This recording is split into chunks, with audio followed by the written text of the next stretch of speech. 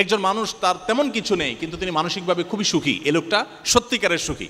আরেকজনের সবই আছে বাট মানসিকভাবে তিনি সুখী নন, এ লোকটা প্রকৃত অর্থে সুখী নন। ফিনল্যান্ড পরপর 5 বছর ইউরোপের এই দেশটি পৃথিবীর সবচেয়ে সুখী দেশ হিসাবে নির্বাচিত হয়েছে। ফিনল্যান্ড, এদেশে মানুষের সংখ্যা সম্ভবত 55 লাখ, কম বেশি 55 লাখ মানুষের বসবাস। এই দেশটিকে বলা হচ্ছে পরপর 5 বছর তারা পৃথিবীর সবচেয়ে সুখী দেশ। কেন সবচেয়ে সুখী দেশ? তার অনেক কারণ আছে। এদেশের যে সবুজ পরিবেশ, সেখানকার যে হ্রদগুলো, আমরা কোরআনে যে জান্নাতের কথা শুনি, জান্নাত মানে বাগানসমূহ, সেখানকার যে নেচার, সেখানকার যে প্রকৃতি, এটা এতটাই সুন্দর, এতটাই ভালো যে সেটাকে বলা হয় সবুজ সোনা। পুরা দেশটাকে বলা হয় সবুজ সোনা। এত সুন্দর একটি দেশ, এত সুন্দর প্রকৃতি, এত সুন্দরভাবে আল্লাহ তাআলা সাজানো একটা সৃষ্টি, সেই দেশে শিক্ষা বলেন, সংস্কৃতি বলেন, অর্থনীতি বলেন, সব দিক থেকে মানুষ সুখী। অপরাধ প্রবণতা মানুষের মধ্যে নেই বললেই চলে, যার কারণে তারা পৃথিবীর সবচেয়ে সুখী দেশ হিসাবে পরপর 5 বার নির্বাচিত হয়েছে। ইন্টারেস্টিং বিষয় হলো, এই দেশটিতে আত্মহত্যার প্রবণতার যে সিরিয়াল আছে পৃথিবীতে, সেই সিরিয়ালে এই দেশটি 21তম। পৃথিবীর সবচেয়ে সুখী দেশ, কিন্তু আত্মহত্যার প্রবণতায় তারা 21 নম্বরে আছে। আসুন আরেকটা দেশ সম্পর্কে আমরা জানি, সুইজারল্যান্ড। সুইজারল্যান্ডের নাম শুনলে আমাদের স্মৃতিতে ভেসে ওঠে ঘড়ির কথা, সুইজারল্যান্ডের ঘড়ি, ট্রেনের কথা, চকোলেটের কথা, অনেক কিছু আছে যেগুলো পৃথিবীর অন্য অনেক দেশ থেকে তাদেরকে পার্থক্য করে দেয়। তারা সুখী দেশের সিরিয়ালে তৃতীয়।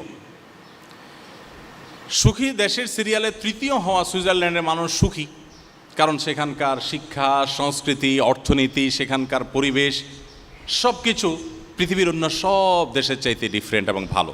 অপরাধ প্রবণতা নেই, নানান দিক থেকে তারা অনেক বেশি ভালো এবং অগ্রসর। অবাক করা বিষয় হলো, এই দেশটাতে সম্প্রতি সরকারিভাবে আত্মহত্যা করার বৈধতা দেওয়া হয়েছে, অনুমোদন দেওয়া হয়েছে। অর্থাৎ আত্মহত্যা এত বেশি মানুষ করতে চায় যে এটা আর ঠেকাবার সুযোগ নেই, গভর্নমেন্ট বাধ্য হয়ে অনুমতি দিয়েছে যে যে কেউ চায় আত্মহত্যা করতে পারে। শুধু তাই নয়, আত্মহত্যা করবার সুবিধার জন্য নানা রকমের ব্যবস্থা আছে। যেমন সার্কো নামে একটা খাট, এটা আবিষ্কার করেছে তারা, যে এই খাট বা কফিন, এই কফিনে কেউ যদি একবার শুয়ে যায়, এটা তার জীবনের শেষ শোয়া হয়। অর্থাৎ খুব সহজে যেন আত্মহত্যা করতে পারেন, সেজন্য নানা রকম আবিষ্কার তারা করছে। কারণ মানুষ বেঁচে থাকতে চায় না, এত সুখী দেশ, তারপরে বেঁচে থাকতে চাচ্ছে না। এরপর আসুন, একটা সংস্থা তারা নিয়ম করেছে, তাদের সংস্থায় যারা আত্মহত্যা করতে চায় তারা সদস্য হতে পারে। সদস্য ফি $200। $200 দিয়ে সদস্য হওয়ার পর তিনি আত্মহত্যা করবেন। এই সংস্থা তাকে আত্মহত্যা করতে সাহায্য করবে। তার আত্মহত্যা যদি সাকসেস হয়, সফলভাবে তিনি যদি আত্মহত্যা করতে পারেন, তাহলে আগেভাগে তার সম্পদ থেকে লিখিত দিয়ে যাবেন $7,000 তাকে পেমেন্ট করতে হবে। কিসের জন্য? মরার জন্য। পৃথিবীর সবচাইতে তৃতীয় সুখী দেশের কথা বলছি। এরপর আসুন, একটি বই আরবিতে, এটা অনুবাদ আমি বাংলায় করেছিলাম সৌদিতে যখন ছিলাম তখন। বইটার নাম হলো রব্বি আল্লাহ, আমার রব আল্লাহ। কেন ইমানদার সুখী হয়, কেন নামাজ মানুষকে সুখের দিকে নেয়, কেন ডিপ্রেশন থেকে বাঁচার একমাত্র ওয়ে হলো নামাজ ও ইমান, রিয়েল ওয়ে, প্রকৃত উপায় কেন, এটা বোঝাবার জন্য বলছি যে রব্বি আল্লাহ কিতাব, এই বইটির মধ্যে একটা গ্রাফ আছে। সে গ্রাফটা হলো পৃথিবীতে আত্মহত্যার রেশিও কোন ধর্মের মানুষের মধ্যে, কোন সমাজে কতটা বেশি বা কম, এই বিষয়টাকে তুলে ধরা হয়েছে গ্রাফে। সে গ্রাফে উল্লেখ করা হয়েছে যে পৃথিবীতে সবচাইতে আত্মহত্যার প্রবণতা সবচেয়ে বেশি হলো ধর্মে অবিশ্বাসী নাস্তিকদের মধ্যে, সব দেশেই এটা।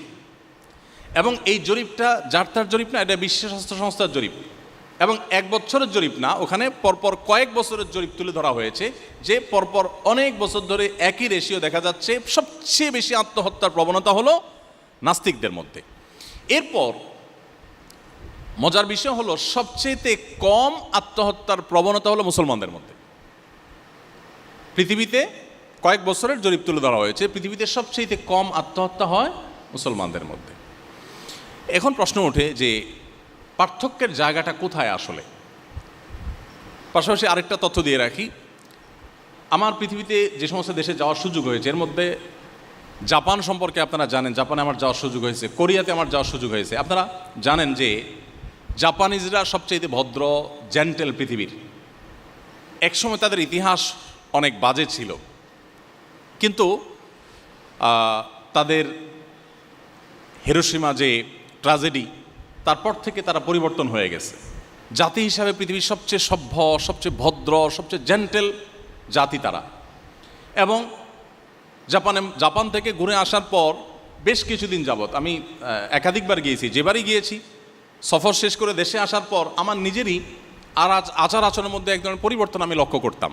অফিসে যখন স্টাফদের সাথে কথা বলতাম আস্তে আস্তে কথা বলতাম, বাসায় যখন কথা বলতাম পরিবারের সদস্যদের সাথে ধীরে ধীরে কথা বলতাম। কারণ ওখানে ওই যে মানুষ ফিস ফিস করে কথা বলে, কেউ কারো দ্বারা যেন ডিস্টার্ব না ফিল না করে, কেউ কারো দ্বারা কষ্ট না পায়, এতটা জেন্টেল তারা। বেশ কিছুদিন তাদের মধ্যে থাকলে দোকানপাট রাস্তাঘাটে গেলে নিজের মধ্যে একটা পরিবর্তন চলে আসে, এই লেভেলের জেন্টেল। এবং তথ্য প্রযুক্তিতে তারা কতটা এগিয়ে সেটা তারা বলার অপেক্ষা রাখে না। আপনারা ইঞ্জিনিয়ারিং কলেজের স্টুডেন্ট, আপনাদের আরও ভালো জানা থাকার কথা। এই জাপানিজদের মধ্যে আত্মহত্যার প্রবণতা সবচাইতে বেশি, কোরিয়ানদের মধ্যে আত্মহত্যার প্রবণতা সবচাইতে বেশি। এত বেশি আত্মহত্যার প্রবণতা এমনকি জার্মানিদের মধ্যে, ওই রব্বি আল্লাহ বইয়ের মধ্যে লেখা আছে যে অস্ট্রেলিয়াতে একটা ব্যাগ আবিষ্কার করা হয়েছে, লাইফ ব্যাগ না কি যেন নাম, এটা জাস্ট সেট করবে আর আত্মহত্যা হয়ে যাবে। আত্মহত্যার জন্য যে কত রকমের কসরত এবং প্রচেষ্টা। এখন আমার প্রশ্ন হলো, পৃথিবীর সবচাইতে সুখী দেশ, পৃথিবীর সবচাইতে আপনার সুন্দর দেশ হওয়ার পরও মানুষ বেঁচে থাকতে চাচ্ছে না কেন? কারণ একটাই, যে সব কিছুই আছে, মানসিক প্রশান্তিটা আসলে নেই। নবী করিম সাল্লাল্লাহু আলাইহি সাল্লাম বলেছেন, লাইসাল গিনা বিকাসরাতিল আরদ। পৃথিবী তথ্য প্রযুক্তির উন্নতির চরম শিখরে পৌঁছে যেতে পারে, নানা রকমের আবিষ্কার দিয়ে পৃথিবীর মানুষের জীবনযাত্রাকে পানির চাইতে সহজ করে ফেলা হতে পারে, বাট এর কোনোটি মানুষকে সুখী করবে না, এর কোনোটি মানুষকে মানসিক প্রশান্তি এনে দিবে না। ওয়ালাকিন্নাল গিনা গিনান নাফস। নবী করিম সাল্লাল্লাহু আলাইহি সাল্লাম বলেছেন, এই সচ্ছলতা, এই উন্নয়ন, এটা আসলে প্রকৃত সচ্ছলতা নয়। আসল এবং প্রকৃত সচ্ছলতা হলো মানুষের মানসিক প্রশান্তি। একজন মানুষ তার তেমন কিছু নেই কিন্তু তিনি মানসিকভাবে খুবই সুখী, এ লোকটা সত্যিকারের সুখী। আরেকজনের সবই আছে বাট মানসিকভাবে তিনি সুখী নন, এ লোকটা প্রকৃত অর্থে সুখী নন। আমাদের দেশের কথা যদি আমরা বলি, আমি কিছুদিন আগে বগুড়ায় গিয়েছি, একজন ডক্টর চিকিৎসক তিনি আমাকে এসে বললেন যে ভাই, আমাদের এই বগুড়াতে গেল কয়েক বছরে আত্মহত্যার প্রবণতা খুব ভয়ঙ্করভাবে বেড়ে চলেছে এবং রেশিওটা এতটাই বৃদ্ধি পেয়েছে যে এটা রীতিমতো ভাববার মতো। এই বিষয়ে আপনি কিছু বলেন। আপনারা অনেকেই জানেন যে করোনাকালীন সময়ে শুধুমাত্র বিশ্ববিদ্যালয়ের শিক্ষার্থীদের মধ্যে যেই পরিমাণ আত্মহত্যার ঘটনা দেখা গেছে এক বছরে, সেটা এর আগে 10 বছরেও দেখা যায়নি। এবং দিন যত যাচ্ছে আমাদের মধ্যে এই প্রবণতা বাড়ছে। কেন বাড়ছে? দিন থেকে, ইসলাম থেকে আমরা দূরে সরছি। যতটা দূরে সরবো তত বেশি আমাদের অশান্তি আমাদেরকে ঘিরে ধরবে। ডিপ্রেশন এখন ঘরে ঘরে, ডিপ্রেশন এখন জনে জনে, এখন প্রতিটা মানুষ কম বেশি ডিপ্রেসড। আমরা যদি আমাদের শৈশবে ফিরে চলে যাই, আমরা দেখব আমাদের বাপ চাচারা, আমাদের আশপাশে মানুষগুলো এত ভালো ছিলেন না, এত সুখে ছিলেন না। আমরা আমাদের দেশের বাস্তবতা যদি চলে যাই, 2 দশক 3 দশক আগে আমাদের দেশে এত কলেজ ইউনিভার্সিটি ছিল না, এত আপনার রাস্তাঘাটের এত উন্নয়ন ছিল না, আমাদের দেশে অনেক কিছুই ছিল না, কিন্তু মানুষগুলো তুলনামূলকভাবে এখন থেকে অনেক বেশি হ্যাপি ছিলেন, সুখী ছিলেন। আত্মহত্যা এটা কালে ভদ্রে হতো, এখন যেরকম দেখা যাচ্ছে সকাল বিকাল এরকম হতো না।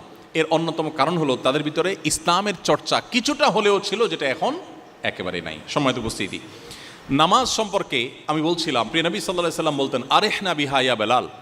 বেলাল রাদিয়াল্লাহু তাআলা আনহু ছিলেন আমাদের প্রিয় নবীর মুয়াজ্জিন। তাকে বলতেন, বেলাল তুমি আজান দিয়ে মানুষদেরকে ডাকো, একত্র করো, আমাকে একটু প্রশান্ত করো, আমি একটু নামাজ পড়ে প্রশান্তি পেতে চাই। আমরা তো ভালো খাবার খেয়ে, ভালো জায়গায় ঘুরে ট্রাভেল করে প্রশান্তি পেতে চাই, সেগুলোতে প্রশান্তি সন্দেহাতীতভাবে আছে, কিন্তু একজন ইমানদার নামাজের ভিতরে যে প্রশান্তিটা পাবেন এটা আর কোথাও পাবেন না। কিন্তু এই জিনিসটাকে ফিল করার সুযোগ আমাদের জীবনে হয়নি। এজন্য আমি অনুরোধ করতে চাই, খুশুর সাথে আপনি নিয়মিত 5 ওয়াক্ত নামাজ খুব ধীরে সুস্থে সুন্দর করে মনোযোগের সাথে পড়ার চেষ্টা করুন। আমি আল্লাহর নামে শপথ করে আল্লাহর উপরে আস্থা রেখে বলতে পারি আপনার জীবনটা বদলে যাবে ইনশাআল্লাহ। আপনার জীবনটা উপভোগ করতে পারবেন আপনি, আপনার জীবনে যে স্বাদ আর তৃপ্তি আপনি অনুভব করবেন এটা আপনি অন্য কোথাও পাবেন না। এই জন্য ভাইরা আমার, 5 ওয়াক্ত নামাজ আপনারা আপনাদের কর্মজীবনে থাকেন কিংবা শিক্ষা জীবনে যেখানে থাকেন না কেন, জীবনে কখনো এটা কম্প্রোমাইজ করবেন না, নামাজের ক্ষেত্রে কোনো ছাড় দিবেন না।